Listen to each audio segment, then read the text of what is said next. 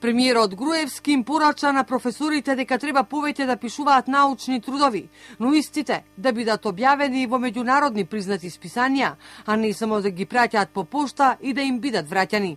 Сепак, ако се посветат на таа работа, ако вложат многу труд, јас верувам дека Македонија има потенцијал да стане поконкурентна на меѓународен план во делот на научната мисла, пред се на универзитетските професори во Република Македонија. Затоа е потребен овој закон, затоа што сме на дното на опашката на Европа во овој дел.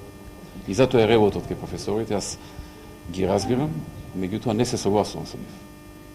Кога веќе решиле да бидат професори, треба да произведат квалитет, треба да произведат научна мисла, треба да работат и не треба да бегаат од тоа, бидејќи тоа го прават нивните колеги во сите земји многу повеќе отколку тие.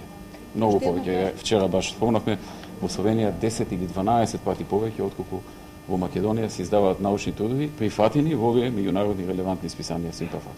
И дел од професорите со став дека на образованието му треба длабоки реформи за квалитетни кадри.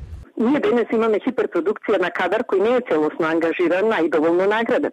Имаме инфлација на дипломи, магистериуми и докторати за сметка на тоа дефлација на критичката мисла. Да се разбереме, дел од ова го има и во образовно понапредните средини, но тие тоа може себе да се го дозволат затоа што имаат традиција на меритократија. Ова го говорам врз основа на своето собствено лично искуство, како визитинг професор на неколку универзитети во Европа, во Шефилд, Краков, Гренада, но и како Фулбрайтов стипендист на Питсбург универзитетот. Секогаш сум се залагала за квалитет во сите сфери од мојот професионален ангажман, користејќи секоја можност за моето натамошно унапредување и соодветен мој придонес кон реформите и подобрување на квалитетот на високото образование.